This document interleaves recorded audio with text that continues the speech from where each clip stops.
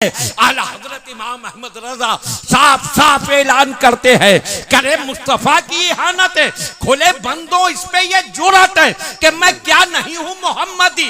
अरे हाँ नहीं, अरे हाँ नहीं। वाह वाह लेकिन आज हमारा हाल ये है, आला हजरत इमाम अहले सुन्नत के मसलक और उनके नाम के नारे लगाने वालों का हाल कि आला हजरत का मिशन बिल्कुल भूल गए।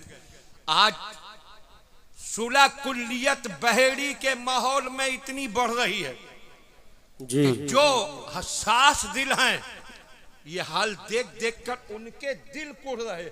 सुलह कुल्लियत बढ़ती ही चली जा रही है, ये भी सही वो भी सही, इसके यहां भी खा लें उसके यहां भी खा लें। रात को मसला के आला हजरत जिंदाबाद के नारे लगाता है और सुबह कलफदार सूट पहनकर वहाबी के यहां दावत में जाता है जी।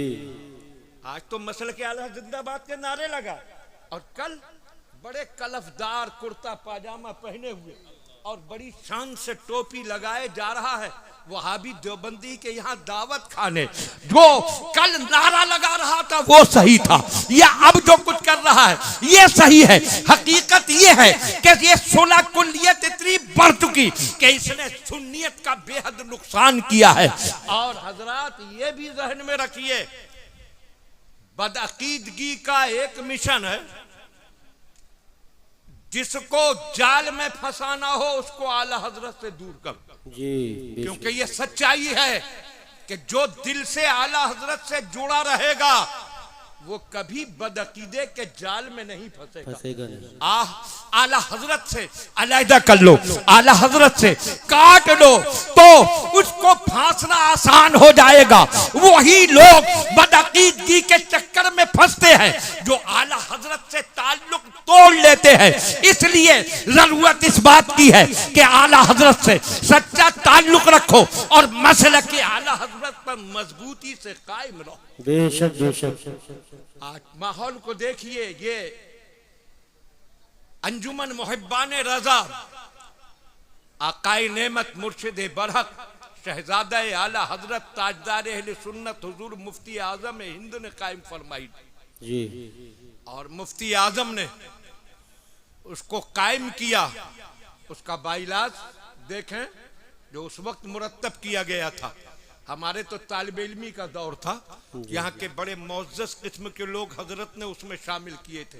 सदर बनाया गया था सैयद आले मोहम्मद मियाँ साहब को, नायब सदर थे हजरत मौलाना सुल्तान अशरफ साहब, सेक्रेटरी थे मुंशी शफीक अहमद, और यहाँ के जो बड़े बड़े मोअज़्ज़ज़ लोग थे वो सब इस अंजुमन में शामिल थे।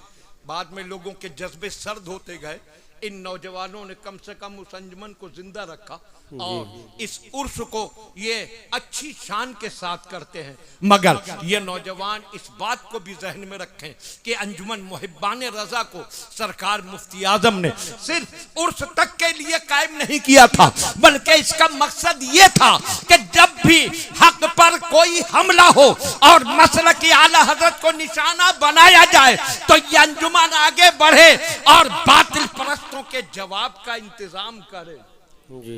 हक्कानियत का। बेशक इनका ये उर्स करना ये काबिल तारीफ बात है, मुबारकबादी के मुस्तहक है, इन्होंने इसको जिंदा रखा। मगर जो सारा मिशन है अंजुमन का, उस मिशन को जहन में रखें, कैसे कैसे फितने बहरी में उठते हैं और लोग खामोश रहते हैं। वो कि जो अपने आप को इल्म का ठेकेदार कहते हैं और वो लोग जो अपने आप को सीना ठोक कर सुन्नी कहते हैं, मगर कैसे ही हमले हो खामोश पड़े रहते हैं। और ऐसे मौके पर भी अगर कोई आगे बढ़ता है तो सिर्फ आला हजरत वाला ही आगे। बेशक बेशक बेशक। तो एक मुनज़्ज़म तरीके से अगर यहां मसले के आला हजरत की हिफाजत का इंतजाम न किया गया, आगे के हालात बहुत खतरनाक होंगे। हमारे सूबे के मुख्यमंत्री योगी जी तरह तरह के जुमले बोलते रहते हैं, अखबारों की सुर्खी बनते हैं, लेकिन एक जुमला उनका मुझे बहुत पसंद है। कहा तो उन्होंने किसी के लिए, मगर मैं आपके लिए भी कहूंगा और सारे ईमान वालों के लिए। उन्होंने कहा बटोगे तो कटोगे जी, बटोगे तो कटोगे। तो ये वाकई योगी जी ने बड़ा अच्छा सबक दिया हम सुन्नियों के लिए भी, आला हजरत वालों के लिए भी। जो कौम बचती है वो कट जाती है, जो जमात बचती है वो कट जाती है, जो जमात बचती है वो मिट जाती है। इसलिए आला हजरत के मसलक वाले सब मुत्तहिद होकर मसलक के आला हजरत की हिफाजत और इशाअत करें तो ये वहाबियत, ये देवबंदियत, ये सुलह कुल्लियत जो बराबर पनपती जा रही है, इंशाअल्लाह खुद ही फना के घाट उतर जाएगी। बेशक बेशक बेशक। जरूरत बस इस बात की है। और हजरात, इन बच्चों ने दावत दी, बुलाने पहुंचे, तो इनका दिल रखने के लिए मैं हाजिर हुआ। इतनी देर तेज रोशनी में बैठना मेरे लिए नुकसानदेह भी है, मगर मैं सिर्फ इसलिए कि इनकी हौसला अफजाई हाजिर हुआ।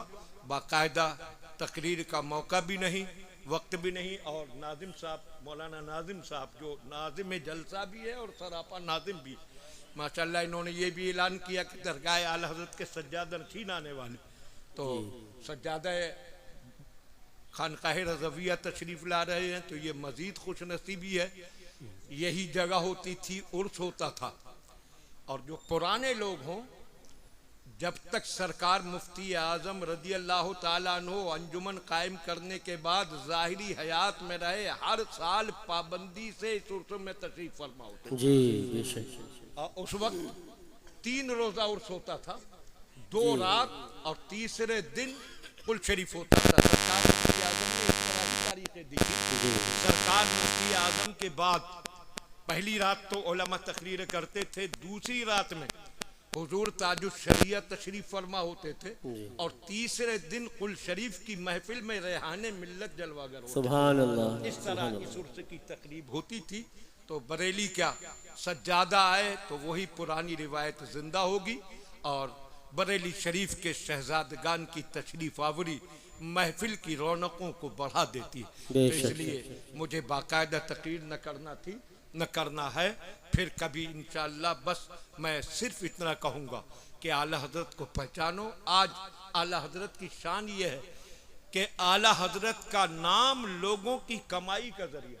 जी कुछ जी लोग तो इसी मजबूरी को आला हजरत का नाम लेते हैं। यही बात है। हमने ऐसे लोगों को देखा और करीब से सुना कि जिनकी कुदूरतों का आलम यह है कि वो उनके अपनों की महफिल है और मनकबत पढ़ रहे हैं, जी मनकबत के आखिरी मिसरे के साथ जोड़कर या नबी सलाम अलैका शुरू कर दिया। जी जी। मैंने जो लोग वहाँ मौजूद थे उनसे बाद में पूछा, बिल्कुल मिसरे से मिलाकर या नबी सलाम अलैका, तो आखिरी मिसरा खड़े होकर पढ़ा या नबी सलाम अलैका बैठकर शुरू किया, तो पता चला कि बैठे ही या नबी सलाम अलैका पढ़ दिया।